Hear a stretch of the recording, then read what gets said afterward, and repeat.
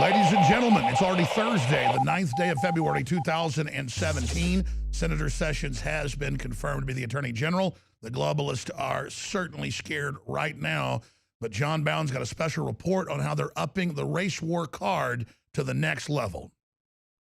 Former Alabama Senator Jeff Sessions will now be addressed as Attorney General Jeff Sessions. Last night's vote of confirmation finally tallied after the Democrats waged a marathon of shallow character assassinations on the integrity of Jeff Sessions' candidacy as the most powerful lawyer in the land. Senator Sessions' views on voting rights and in mind and understanding how he responded to the president's claims is important to helping us assess whether he is capable of filling one of the Attorney General's most important duties, protecting the right to vote. I start my remarks tonight aggrieved by what I saw happen to Elizabeth Warren. Of course, Senator Elizabeth Warren had been silenced as she violated protocol whilst playing the Democrats' weapon of choice, the race card. And the senator played a key role in shaping what has become the most extreme, most divisive, and most dangerous immigration policies of any president in decades. Senator Sessions' radical views are not limited to immigration.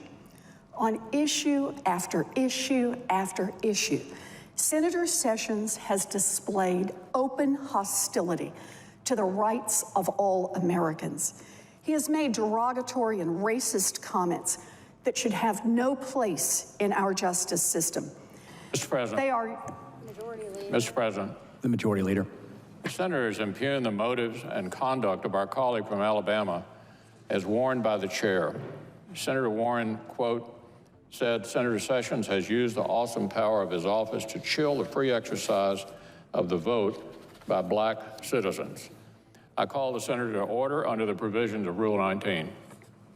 CNN came to her aid, claiming the Senate has silenced Elizabeth Warren, and by doing so, majority Republicans just handed the liberal firebrand a megaphone, further elevating President Donald Trump's fiercest and most prominent critic in the Senate and turning her into a Democratic hero. When the smoke and mirrors had cleared, the truth was to be told. Warren had managed to play the race card so obviously in the name of civil rights leader Correta Scott King. Senator Sessions, it's a great honor and privilege for me to join you in celebrating the grand opening of the Rosa Parks Library and Museum. MLK's niece responded, saying, if we take a look at my Aunt Correta Scott King's letter, we know that she was a peacemaker. Her intentions were never to divide during her whole life. And so in that letter, she would be referring to perhaps some of his comments. However, she would agree today that he, of course, ended some school desegregation. He worked to prosecute members of the KKK.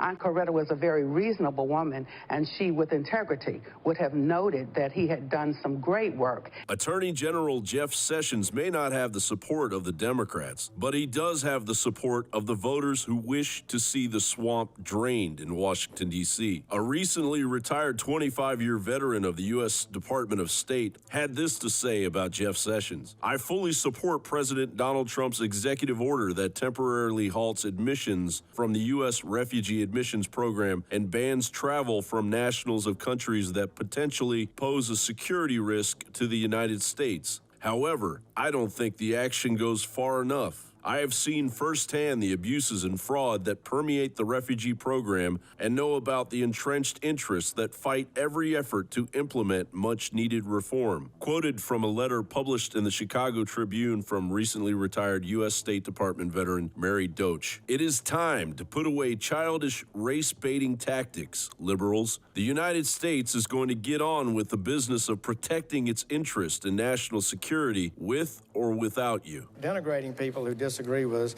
I think, is not a healthy trend for our body. John Bound for Infowars.com.